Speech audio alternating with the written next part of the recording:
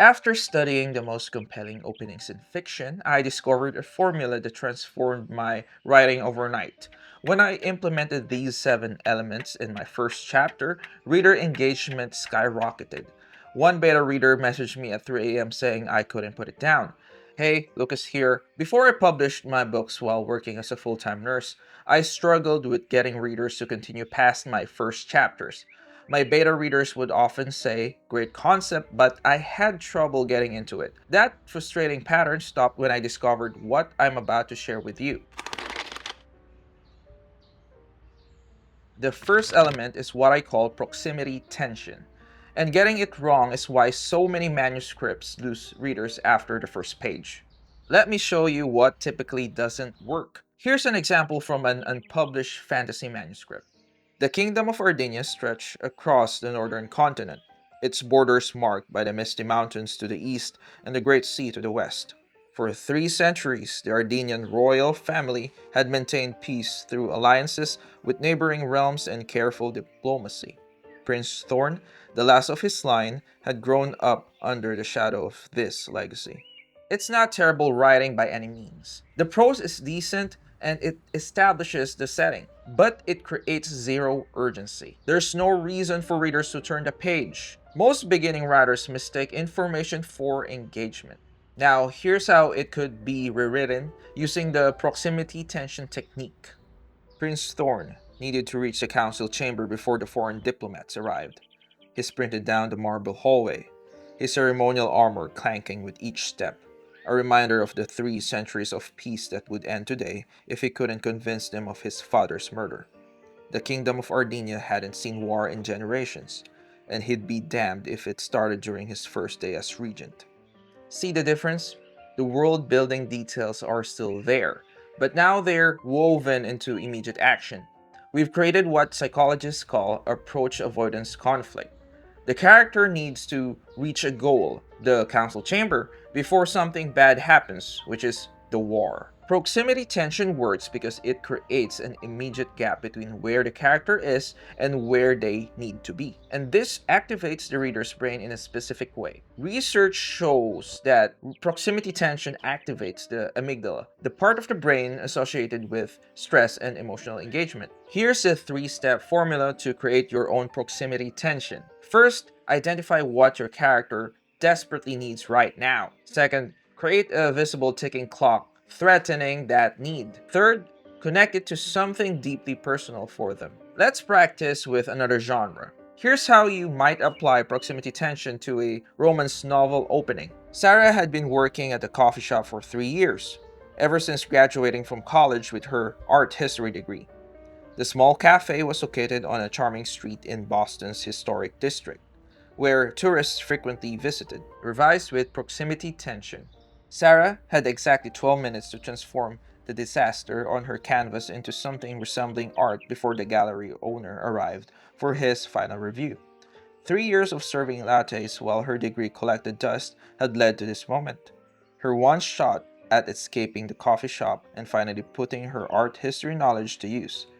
She dabbed frantically at the still wet paint, acutely aware of each second ticking by on the antique clock in her tiny Boston apartment. You can see how we've created immediate urgency and stakes that make readers want to know what happens next. The second element of our formula is what I call decision before description, a technique used consistently in successful novels but missing from many manuscripts that lose reader interest. Think about how you typically meet characters in early drafts. It usually goes something like this. Emma was a tall, slender woman with auburn hair that fell on her shoulders in loose waves. Her green eyes were sharp and observant, missing nothing as she walked through the crowded marketplace. As the town's only herbalist, she had earned respect through her healing abilities. This approach feels intuitive. We're introducing the character by describing what they look like, but our brains don't connect with people through physical descriptions.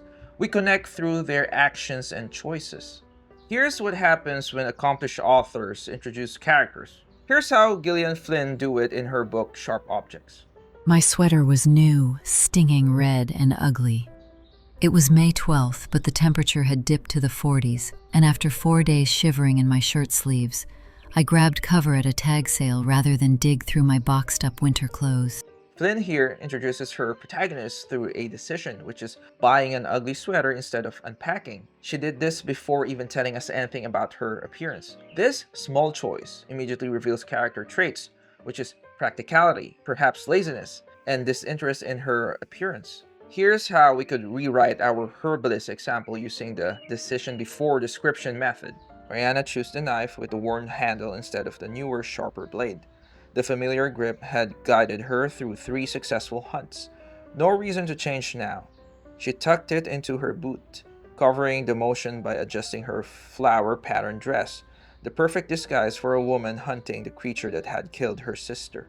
See how this immediately shows who the character is through their choices rather than telling us about their appearance. We learn about their experience, practicality, motivation, and determination all through a single decision. Cognitive scientists call this character inference. Our brains are wired to draw conclusions about people based on their actions rather than descriptions. When you introduce a character through decisions, reader forms stronger connections because they're actively trying to figure out or understand who this person is. To implement this in your manuscript, first is delete any appearance first descriptions from your opening page. Second is to identify a small but revealing choice your character would make. Third, show them making this choice in a way that hints at their deeper nature. Fourth, only afterward weave in minimal physical details as needed. The key is to show a decision that reveals something meaningful about who they are, not just what they look like. The third element is sensory anchoring, a technique that most writing advice completely misses. Manuscripts with poor reader engagement rely almost exclusively on visual descriptions, while compelling stories engage at least 3 senses within the first page. When examining the first pages of successful novels across genres, I discovered something fascinating. They average significantly more different sensory references on their first page, while unpublished manuscripts focus almost entirely on visual descriptions. Here's an example from an unpublished thriller. The abandoned warehouse loomed against the night sky. Its windows were broken, and graffiti covered the walls. John approached cautiously, gun drawn, looking for any sign of movement. It's pure visual description. Here's how we can improve on it. The abandoned warehouse reeked of rusted metal and ammonia, a combination that burned the back of John's throat with each shallow breath. Every step across the concrete floor echoed, tiny betrayals of his presence that made his palms sweat against the grip of his gun. He paused, the distant drip, drip, drip of water making time like a metronome counting down to something he couldn't see but sensed in the prickling of his skin. Notice how this engages multiple senses. The smell, which is the rusted metal and ammonia, touch, the sweaty palms, the prickling skin, and the sound, which is the echoing footsteps or the dripping of the water. This creates what neuroscientists call embodied cognition, when readers physically experience the scene through sensory memory. This sensory balance is critical because research indicates readers experience a significant increase in immersion when 3 or more senses are engaged in the opening scene. Let's look at how Tana French uses sensory anchoring in her bestseller In the Woods. What I warn you to remember is that I am a detective. Our relationship with truth is fundamental, but cracked, refracting confusingly like fragmented glass. It is the core of our careers, the end game of every move we make, and we pursue it with strategies painstakingly constructed of lies and concealment, and every variation on deception. Notice how French anchors us not with visual details but with the texture and sensation of broken glass, creating a tactile metaphor we can feel. To implement sensory anchoring in your first chapter, first is identify the emotional tone you want to establish. Second, select sensory experiences, not visual, that evoke that emotion.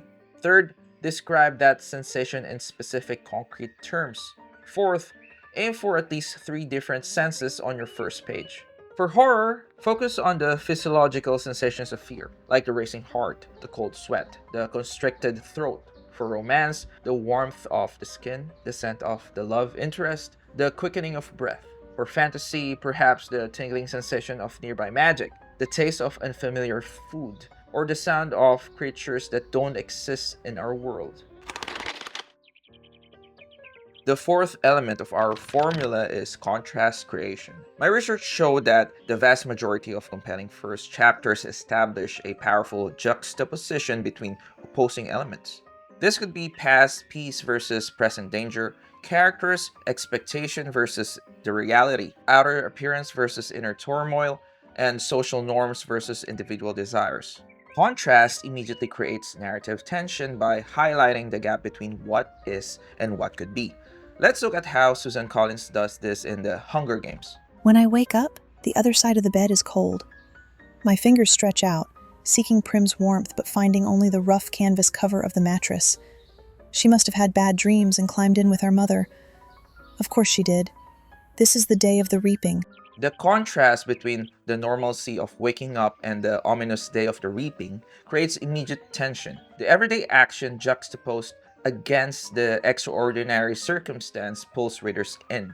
Here's how a flat scene in a fantasy novel could be transformed by adding contrast. Original version.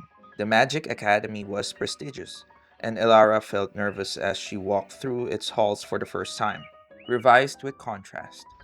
Elara's calloused hands, stained with 7 years of coal dust from the mines, now clutched the pristine acceptance letter to the most prestigious magic academy in the kingdom. Students in immaculate robes parted around her as if poverty might be contagious. "Welcome to Luminwood," the headmaster announced to the assembled first years, "where we transform ordinary people into extraordinary mages."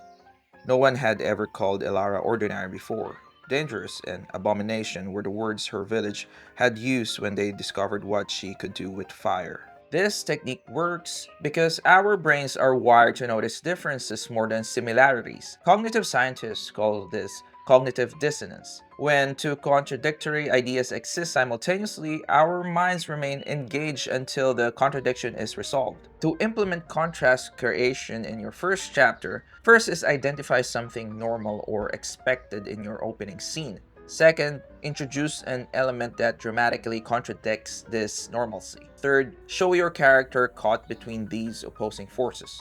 Here's another example from literary fiction. Original version. Eleanor arranged the dinner plates with mathematical precision. Revised with contrast. Eleanor arranged the dinner plates with mathematical precision. Fork on the left, knife and spoon on the right, napkin folded into a perfect triangle. The table setting for two was immaculate, just as it had been every Tuesday for the 43 years of her marriage. She checked her watch. Herbert had been dead for 6 hours and 23 minutes. But Eleanor wasn't ready to set just one place yet.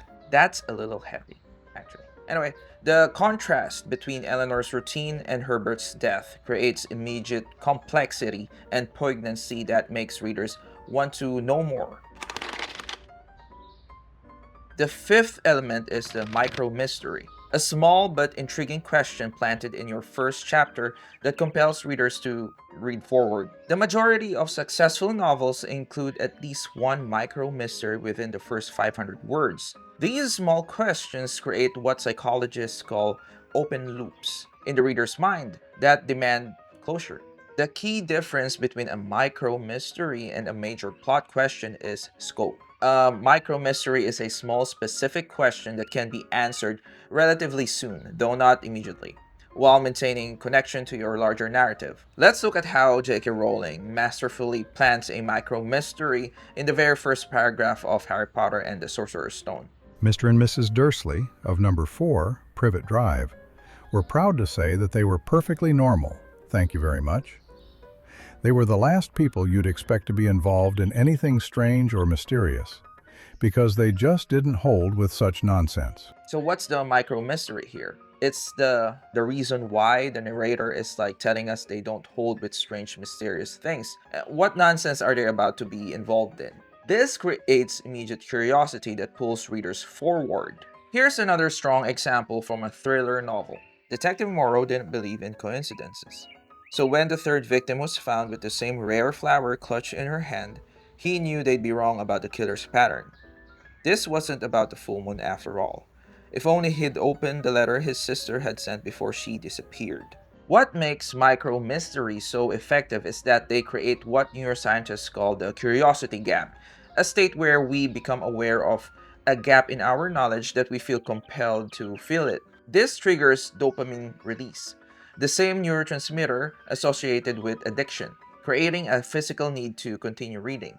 You know, the thing that TikTok uses or any like brain rot app, curiosity gaps. The trick is to plant these micro mysteries organically within your narrative, not as obvious cliffhangers. Here's how to craft effective ones. First, identify a small detail, comment, or question that raises curiosity. Second, plant this detail naturally within your opening scene. Third, delay the explanation for at least several pages. And fourth, ensure the mystery connects to your larger story. Let me show you some examples from a romance draft and a fantasy one. Olivia deleted the wedding venue booking first, then the caterer, then the florist. She saved her fiance's contact for last, her finger hovering over the delete button. She had more important things to worry about now, especially since the doctor had used the word terminal. I think it's pretty obvious what's the micro mystery in that example. Eric counted the dragon scales in his palm. 7. Exactly as the prophecy required.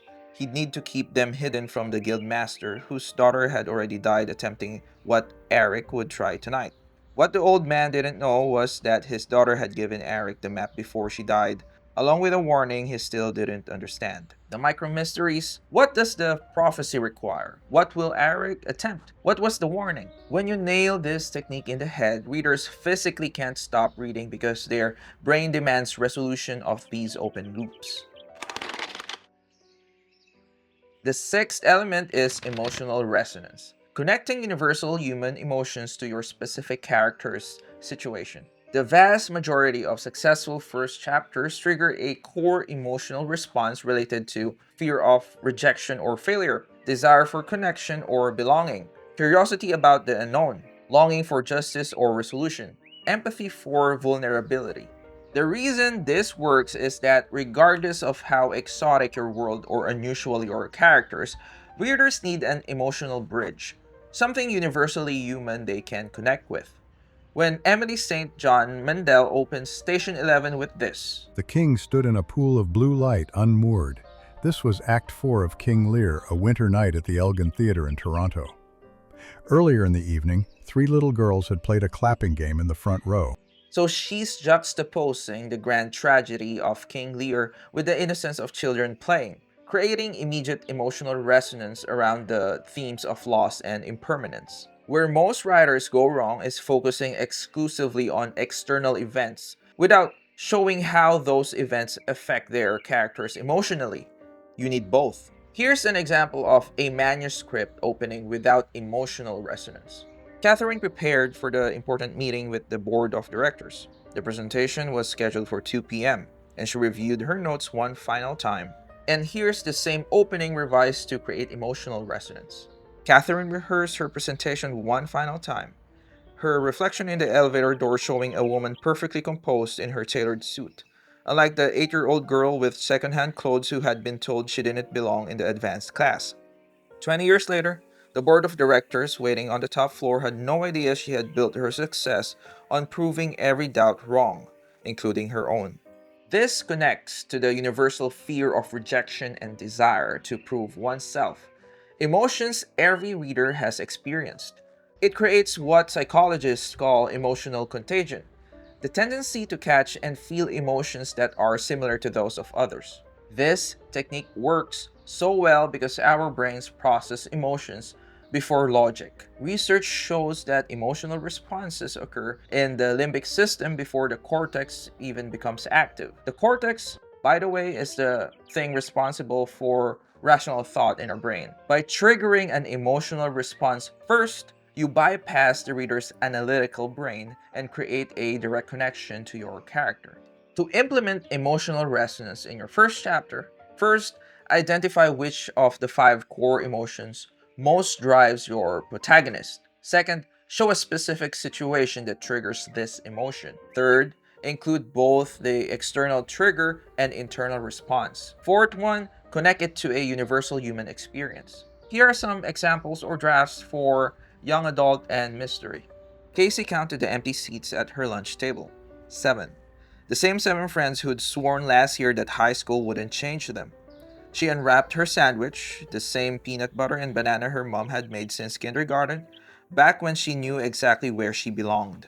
So, what's the emotional resonance in that example? Basically, everyone has experienced the pain of being left behind or excluded, especially during the vulnerable teenage years. Walter sorted through his wife's belongings, the task the grief counselor had insisted would bring closure after 6 months. In her bedside drawer, beneath her reading glasses and bookmarks, he found a key to a safe deposit box at a bank where they'd never had an account. The emotional resonance here is the universal fear that we might not truly know the people we love most, combined with the grief of loss. The final element is momentum building. Ending your first chapter with a revelation or complication that propels readers into chapter 2. This is the element most writers intuitively understand, but my analysis showed that the vast majority of successful novels end their first chapter with one of these specific momentum building techniques. First is we have new information that changes understanding. Then, an unexpected complication. We also have a decision point for the protagonist, an ominous warning or foreshadowing, and finally a starting action or event. What separates professional authors from amateurs isn't knowing that chapters should end with momentum. It's their precision in crafting endings that simultaneously resolve one tension while creating another. Here's an example from Paula Hawkins, The Girl on the Train. Something happened. Something bad. There's a little patch of blood on the outside edge of my left hand. My head hurts. I was in the shower. I remember standing in the shower. But then I got out because the phone was ringing. I think. I remember talking to someone. I remember crying. I don't remember what happened to my head. I don't think I hit it. This ending creates immediate questions. What happened? Who did she talk to? Why was she crying? What's wrong with her head? Readers must turn the page to find out. The mistake many writers make is treating chapter endings like episode cliffhangers, creating artificial suspense that feels manipulative. Effective momentum building feels organic, a natural escalation of your story's events. Here's a powerful example from a science fiction novel. Commander Chen ran the simulation for the 12th time, hoping for a different outcome. The asteroid's trajectory remained unchanged, its impact point centered on Manhattan.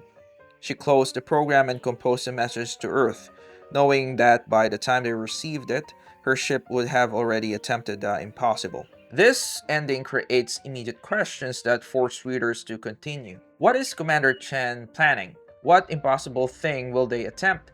Can they save Manhattan? To implement effective momentum building in your first chapter, first is identify what revelation would most compel readers to read forward. Second, position this revelation at the very end of your first chapter. Third, make sure it changes the trajectory of your character's journey. And fourth, ensure it feels like a natural outcome of the chapter's events, not a random shock. Here are some examples in fantasy and historical fiction. The ancient texts had warned of 3 signs before the awakening: a red moon, a tide that failed to turn, a child born with mismatched eyes.